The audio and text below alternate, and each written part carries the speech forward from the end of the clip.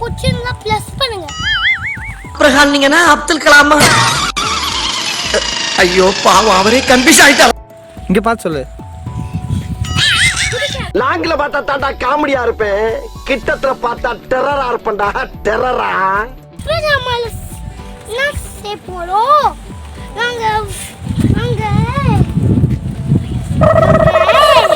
ஒரு விஷயத்தையும் பிளான் பண்ணாம பண்ணா இப்படித்தான். பிளான் பண்ணி பண்ணணும். ஓகே. ரொம்ப பிடிக்கும். செஞ்சியாச்சா? சபா, இப்பவே கண்ணை கட்டுது.